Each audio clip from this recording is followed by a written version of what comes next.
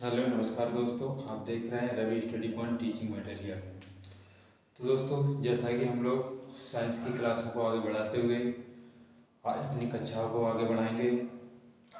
दोस्तों, थोड़ा स्वास्थ्य सही ना होने के कारण बीच में 2-3 दिनों का गैप हो गया, जिससे हमारी कुछ क्लासें नहीं आ पाई। आगे हम लोग उन क्लासों को कवर करेंगे। जैसा कि मैंने एक क्लास डाली है साइंस की, बहुत अच्छा रिस्पॉन्स मिला है आप लोगों का। ऐसे ही हर बार एक नए टॉपिक के साथ आपको एक नई क्लासें मिलती रहेगी, जिससे आप अपनी तैयारी को एक नई दिशा दे सकेंगे। दोस्तों, जैसा कि पिछली क्लासों में हम लोगों ने विज्ञान में आविष्कार और उनके आविष्कारकों के बारे में पढ़ा था, कुछ शाखाओं के जनकों के बारे में पढ़ा था। आज हम लोग एक नए टॉपिक पर बात करेंगे। जैसे कि विज्ञान में हर बार एग्जाम में प्रश्न आते रहे हैं, उन्हीं प्रश्नों को उठाकर हम लोग तैयारी करेंगे, जिससे आप लोग अपनी तैयारी को एक नई दिशा दे सकें। तो दोस्तों, आज हम लोग शुरू करते हैं विज्ञान में एक नया टॉपिक, विज्ञान की शाखाओं के अध्ययन। आज हम लोग बात करेंगे विभिन्न शाखाओं का अध्ययन। विभिन्न शाखाओं का अध्ययन। किसका अध्ययन किस में किया जाता है, क्या कहलाता है? तो अगर हम सबसे पहली बात करें, तो अगर बात करें पिसीकल्चर,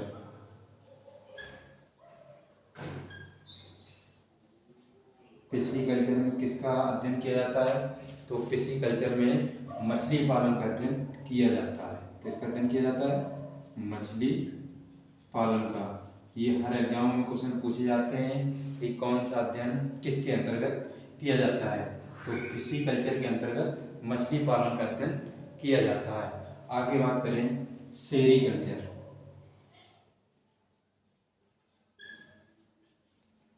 सेरीकल्चर, सेरीकल्चर के अंदर बात करें तो इसमें अध्ययन किया जाता है रेशम कीट पालन का। रेशम कीट पालन, तो रेशम कीट पालन का अध्ययन किसके अंतर्गत किया जाता है? सेरीकल्चर के अंतर्गत किया जाता है। आगे बात करें, अगला पॉइंट हमारा है एपीकल्चर। एपीकल्चर, एपीकल्चर के अंतर्गत अध्ययन किया जाता है मधुमक्खी पालन। मधुमक्खी पालन, तो मधुमक्खी का पालन किया जाता है एपीकल्चर के अंतर्गत।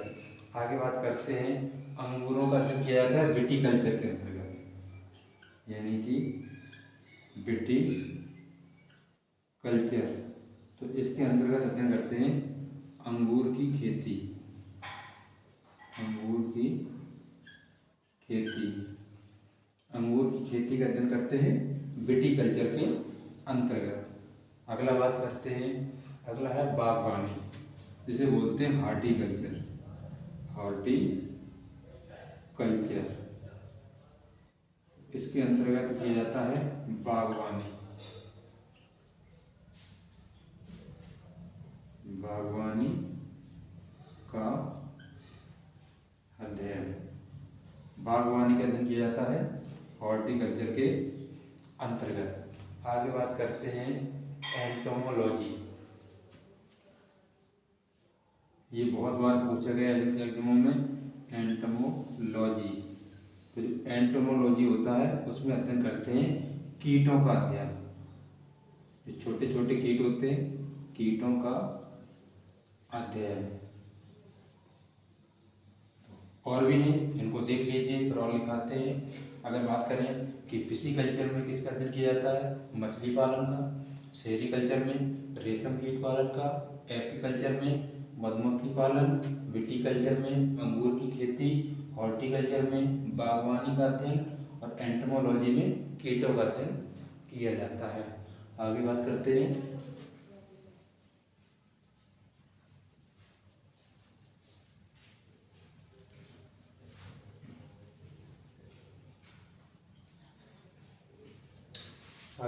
अगला है ऑर्निथोलॉजी।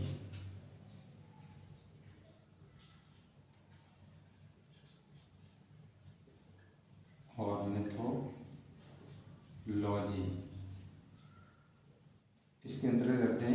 पक्षियों का अध्ययन। किसका अध्ययन करते हैं? पक्षियों का अध्ययन। तो पक्षियों का अध्ययन कहलाता है ऑर्निथोलॉजी। आगे बात करते हैं ऑस्टियोलॉजी।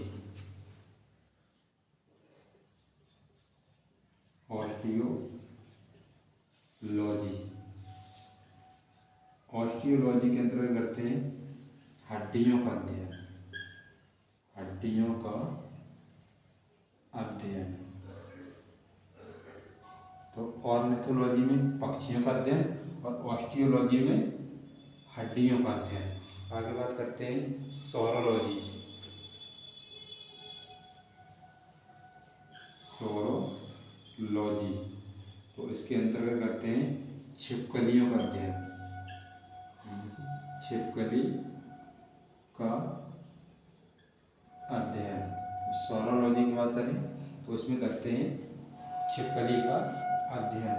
आगे बात करते हैं, अगला हमारा है पोमोलॉजी। पोमोलॉजी इसमें अध्ययन करते हैं फलों का अध्ययन। फलों का अध्ययन। तो दोस्तों ये हमारी कुछ शाखाओं के अध्ययन थे। हैं तो बहुत सारे, लेकिन हम उनको पढ़ रहे हैं जो हर एग्जामों में पूछे गए हैं। ये हमने आपको जितने भी लिखा है ये कहीं ना कहीं किसी न किसी एग्जाम में पूछे गए हैं। तो ऑर्निथोलॉजी में हम लोग पक्षियों का अध्ययन करते हैं, ऑस्टियोलॉजी में हड्डियों का अध्ययन करते हैं, सोरोलॉजी में छिपकली का अध्ययन करते हैं और पोमोलॉजी में फलों का अध्ययन करते हैं। तो ये हमारी कुछ शाखाओं के अध्ययन थे। आगे बात करते हैं एक नए टॉपिक के बारे में।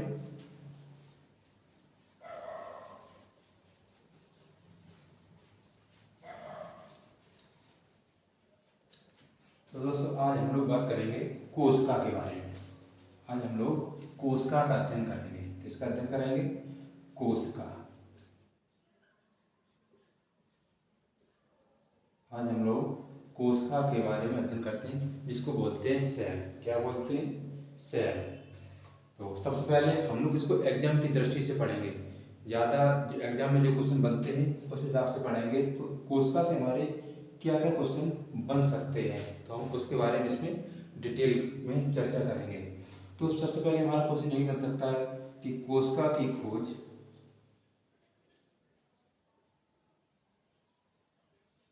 कोशिका की खोज 1665 में रॉबर्ट हुक ने की थी। तो कब की थी उन्होंने? 1665 में रॉबर्ट हुक ने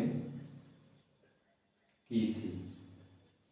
क्वेश्चन ये वाला कई बार पूछा गया है कि कोशिका की खोज किसने की थी, तो वो रॉबर्ट हुक ने की थी। कब की थी? 1665 में। देखते हैं अगला आगे हमारे इसमें क्या उन्होंने कांच की कॉर्क से बताया कि छोटे छोटे कोशिकाओं को कोशिका कहते हैं। आगे बात करते हैं एक कोश के जीवों में एक कोशिका पाई जाती है, एक कोशिका संपूर्ण जीव होते हैं। एक कोश के जीवों में एक कोशिकीय जीवों में एक कोश के जीवों में एक कोशिका पाई जाती है। जिनमें एक कोशिका पाई जाती है उनको बोलते हैं एक कोशिकीय जीव।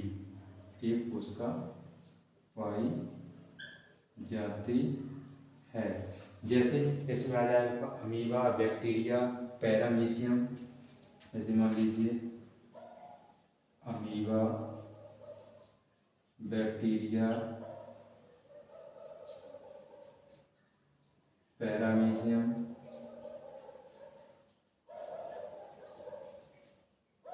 आदि। इस तरीके के इनमें एक कोशिका पाई जाती है, इसलिए इनको एक कोशिकीय जीव कहा जाता है। आगे बात करते हैं और हमारे इससे क्या क्वेश्चन बन सकते हैं कि मानव शरीर में कोशिका का समूह मिलकर ऊतक का निर्माण करते हैं। मानव शरीर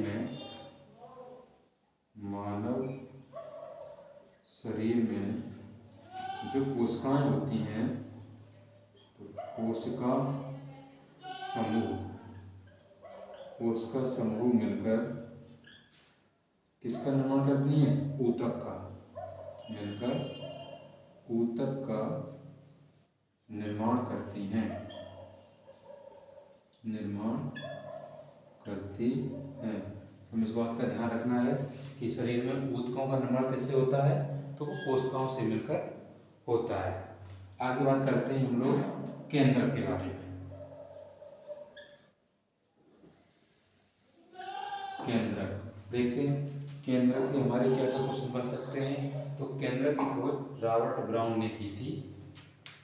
केंद्रक की खोज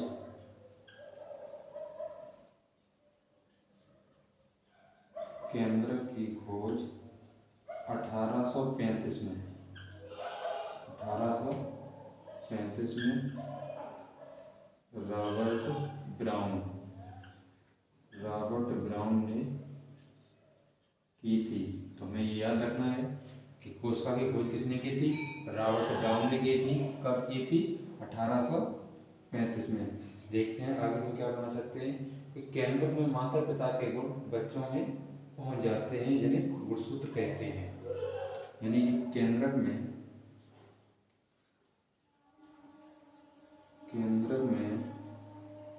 माता पिता के गुण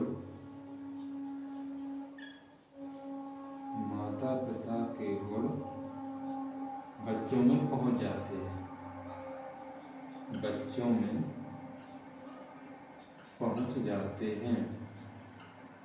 पहुंच जाते हैं, जिन्हें क्या कहते हैं, गुणसूत्र कहते हैं, जिन्हें गुणसूत्र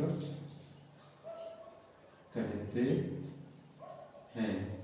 जैसा कि हम लोग जानते हैं कि मनुष्य के शरीर में गुणसूत्रों की संख्या कितनी होती है, तो गुणसूत्रों की संख्या होती है टोटल 46। टोटल गुणसूत्र संख्या होती है 46, यानी कि 23 जोड़ी, 23 जोड़ी गुणसूत्र होते हैं, जो बच्चों में कहाँ से आते हैं, अपने माता पिता से आते हैं। देखते हैं अगला हमारा पॉइंट क्या बन जाएगा कि केंद्रक में एक गुणसूत्र प्रोटीन और डीएनए से मिलकर बने होते हैं। केंद्रक में एकत्रित गुणसूत्र,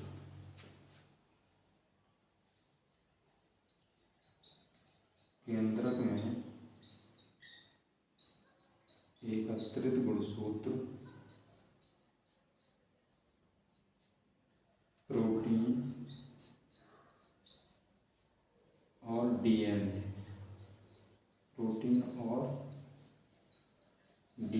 से मिलकर बने होते हैं। तो जो गुणसूत्र होते हैं वो किनसे मिलकर बने होते हैं, प्रोटीन तथा डीएनए से। ये क्वेश्चन कई बार एग्जाम में पूछा गया है कि गुणसूत्र किनसे मिलकर बना होता है, प्रोटीन और डीएनए से।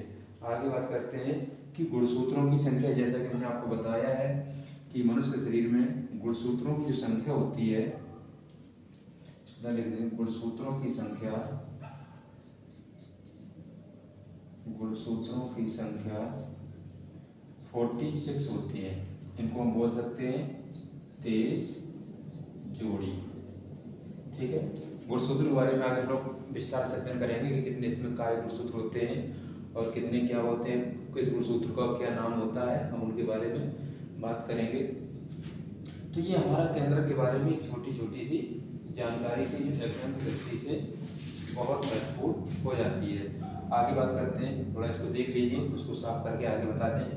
कोशिका की खोज की थी 1665 में रॉबर्ट हुक ने। एक कोश के जीवों में एक कोशिका पाई जाती है, इसीलिए उनको एक कोश की जीव कहा जाता है, जैसे कि अमीबा हो गया, बैक्टीरिया हो गया और पैरामीशियम। आगे बात करेंगे मानव शरीर में जो कोशिका के समूह होते हैं वो मिलकर ऊतक का निर्माण करते हैं। आगे बात करते हैं केंद्रक के बारे में। तो केंद्रक की खोज 1835 में रॉबर्ट ब्राउन ने की थी। अब केंद्रक में माता पिता के गुणसूत्र बच्चों में पहुंच जाते हैं, जिन्हें हम लोग क्या कहते हैं, गुणसूत्र कहते हैं। केंद्रक में एकत्रित गुणसूत्र जो होते हैं वो किससे मिलकर बने होते हैं, प्रोटीन और डीएनए से मिलकर बने होते हैं। अगला पॉइंट हमारा है तो गुणसूत्रों की जो संख्या होती है वो 46 होती है, यानी कि 23 जोड़ी, यानी कि 23 जोड़ी गुणसूत्र होते हैं। इसको लिख लिया होगा।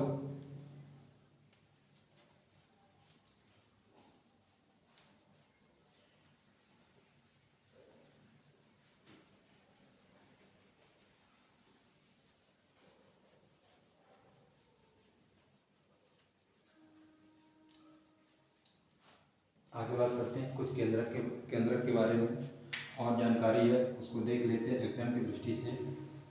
डीएनए का एक भाग जीन कहलाता है जो पितृ पक्ष के लिए उत्तरदायी होता है। डीएनए का एक भाग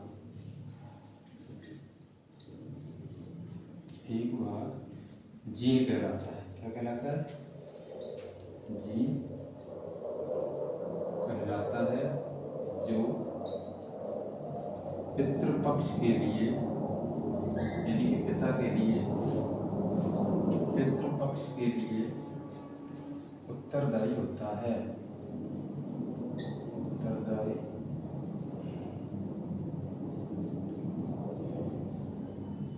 उत्तरदायी होता है यानी कि डीएनए का एक भाग होता है वो जीन कहलाता है। तो जीन किससे मिलकर बने होते हैं? डीएनए से मिलकर बने होते हैं। देखते हैं अगला प्रश्न हमारा क्या होता है। जीन की खोज किसने की थी? ये बहुत बार क्वेश्चन पूछा गया है कि जीन की खोज जोहानसन ने की थी।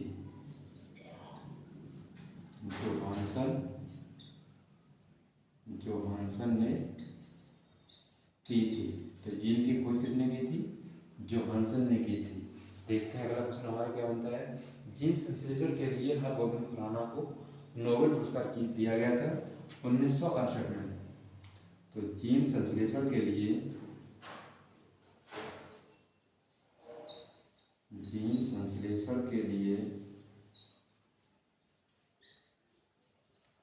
1968 में हरगोबिंद खुराना,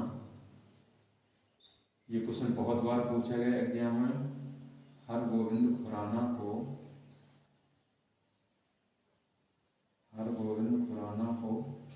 नोबेल पुरस्कार दिया गया। नोबेल पुरस्कार दिया गया। तो हमें ये बात याद रखनी है कि हरगोबिंद खुराना को नोबेल पुरस्कार दिया गया था जीन संश्लेषण के लिए। कब दिया गया था? 1968 ईस्वी में। देखते हैं अगला पॉइंट हमारा ऐसे क्या बन जाएगा कि गुणसूत्र की जो खोज थी वो किसने की थी? तो गुणसूत्र की खोज की थी स्ट्रासनगर ने। इस बात को हमें ध्यान रखना है कि जो गुणसूत्रों की खोज है वो किसने की थी? गुणसूत्रों की खोज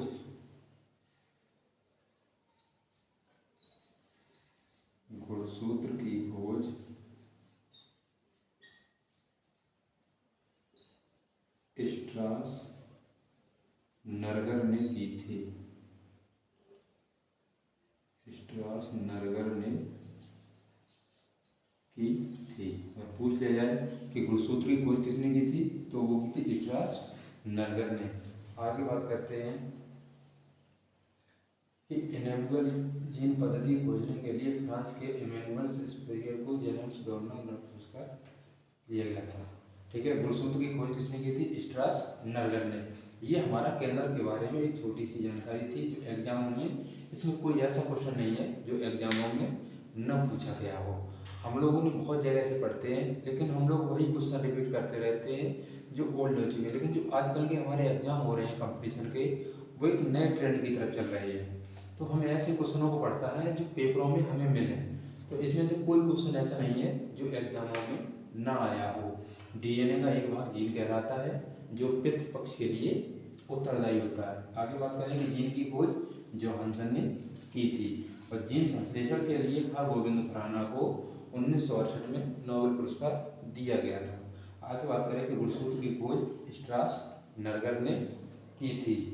आगे बात करते हैं हम लोग माइटोकॉन्ड्रिया के बारे में। एक क्वेश्चन आता है माइटोकॉन्ड्रिया से, उसके बारे में भी अध्ययन कर लेंगे।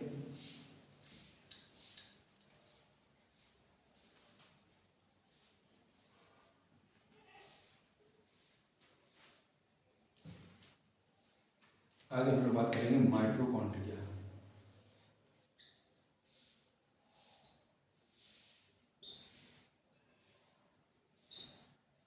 माइटोकॉन्ड्रिया, इसके बारे में क्वेश्चन एक हमेशा से पूछा जाता है कि माइटोकॉन्ड्रिया कोशिका का पावर हाउस कहलाता है। क्या कहलाता है? माइटोकॉन्ड्रिया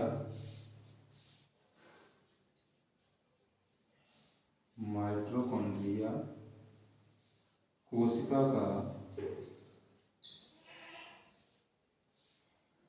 का पावर हाउस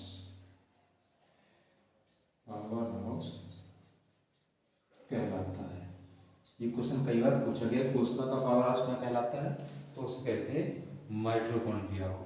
ठीक है, इस बात का आपको ध्यान रखना है। आगे हमारा क्वेश्चन है, प्रोटीन, कार्बोहाइड्रेट, वसा का पाचन अग्नाशय में होता है। प्रोटीन, कार्बोहाइड्रेट,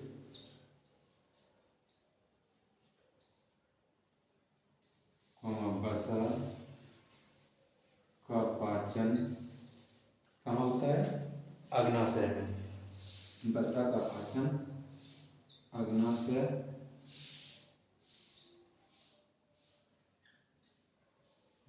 में होता है। ये पाचन का क्वेश्चन हर बार आता है और बहुत कंफ्यूजन करता है ये बच्चों को कि किसका पाचन कहाँ होता है। तो प्रोटीन, कार्बोहाइड्रेट और वसा का जो पाचन होता है वो कहाँ होता है, अग्नाशय में होता है। देखते हैं अगला क्वेश्चन हमारा क्या बन सकता है, जिसका ऑक्सीकरण होकर एटीपी के माध्यम से ऊर्जा उत्पन्न करता है और ये ऊर्जा कोशिका में पहुंच जाती है। यानी कि प्रोटीन, ये पाचन होने के बाद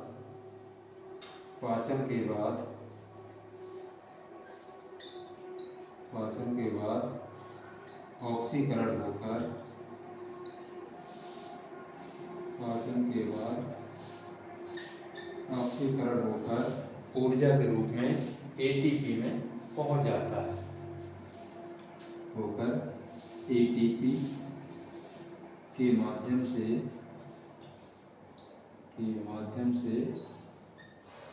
ऊर्जा उत्पन्न होती है। एटीपी का कई बार फुल फॉर्म पूछा गया है, तो इसमें हमारे दो शब्द होते हैं, एक एटीपी होता है और एक एडीपी होता है। तो हम इन दोनों के फुल फॉर्म याद रखना है। एटीपी को बोलते हैं एडोनिसिन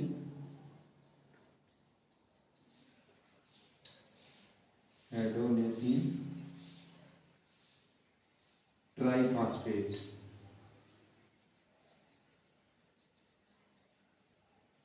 बोलते हैं एडोनिसिन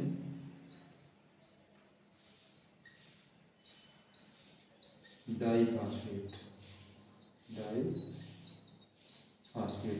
तो इनके फुल फॉर्म याद रखना है, कभी कभी आ जाते हैं एग्जाम में।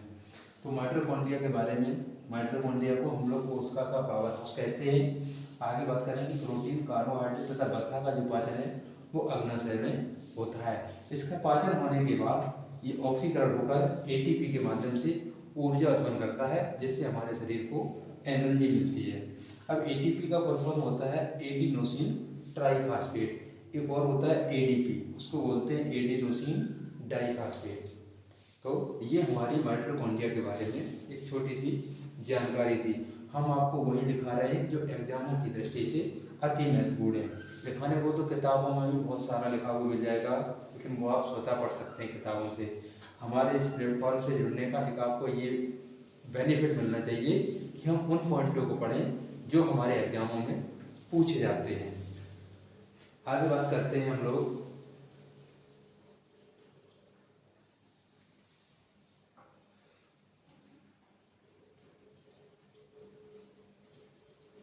तो ये लिख लिया होगा आप लोगों ने।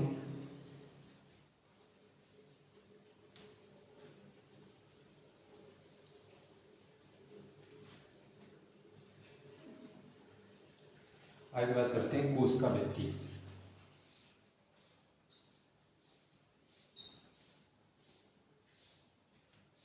कोशिका भित्ति, तो कोशिका भित्ति से क्वेश्चन हमेशा आता है, इसमें ज़्यादा नहीं लिखाएंगे, वही लिखाएंगे जो कई एग्जाम में पूछा गया है। तो ये प्रायः पादपों में ही पाई जाती है। कोशिका भित्ति सेलुलोज की बनी होती है। तो कोशिका भित्ति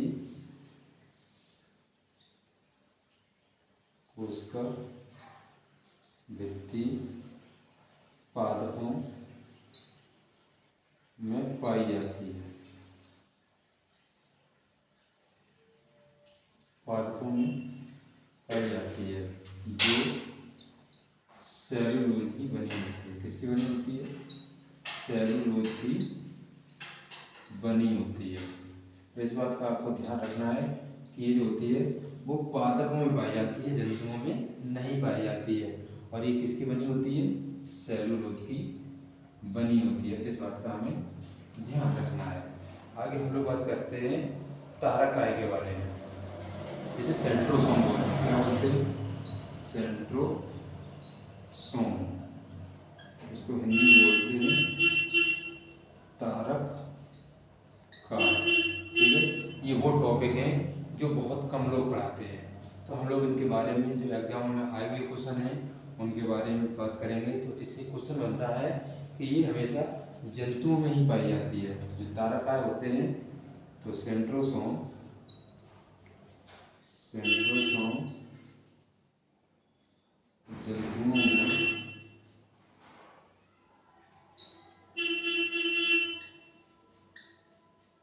पाए जाते हैं। तो सेंट्रोसोम है वो कैसे पाया जाता है? जंतुओं में पाया जाता है। आगे बात करें, इसका मुख्य कारण होता है कोशिका विभाजन। इसका मुख्य कारण है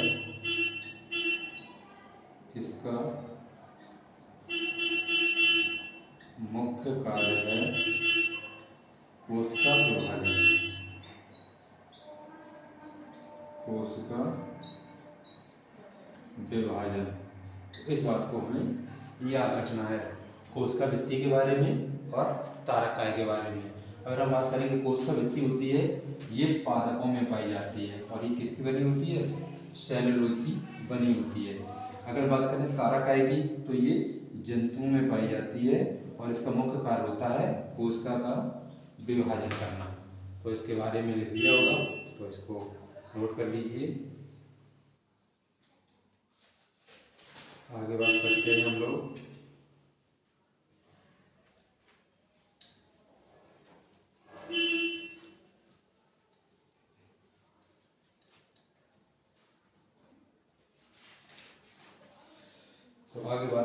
लोग लवक के बारे में।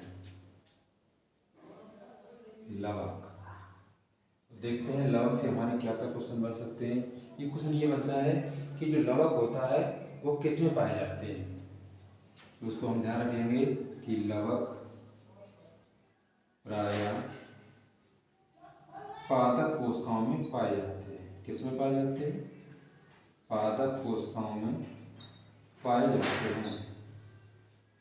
पादप कोशिकाओं में पाए जाते हैं। इस बात का ध्यान रखना है कि जो लवक होते हैं वो किस में पाए जाते हैं? पादप कोशिकाओं में पाए जाते हैं। ये रंगीन होते हैं। कैसे होते हैं? रंगीन होते हैं। ठीक है, तो क्लोरोप्लास्ट लवक में पर्णहरण की उपस्थिति के कारण प्रकाश संश्लेषण की क्रिया द्वारा भोजन का निर्माण करते हैं, जिससे पेड़ पौधे हरे भरे रहते हैं। यानी क्लोरोप्लास्ट लवक में क्लोरोप्लास्ट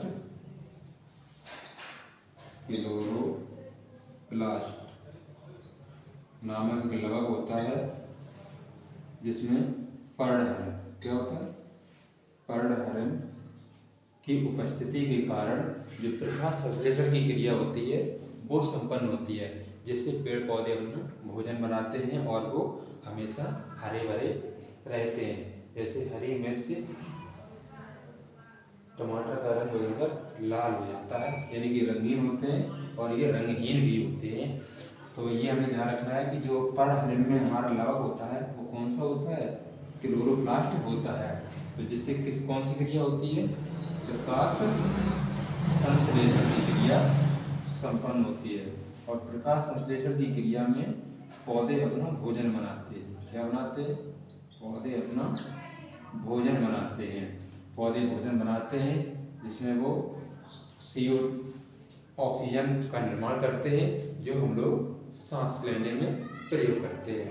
तो आज हम लोगों ने ये साइंस के बारे में कुछ छोटे छोटे टॉपिकों को पढ़ा। कल हम लोग बात करेंगे ऊतक के बारे में। ये थोड़ा बड़ा टॉपिक है, इसको हम लोग कल पढ़ेंगे। ऊतक के बारे में हम लोग कल अध्ययन करेंगे।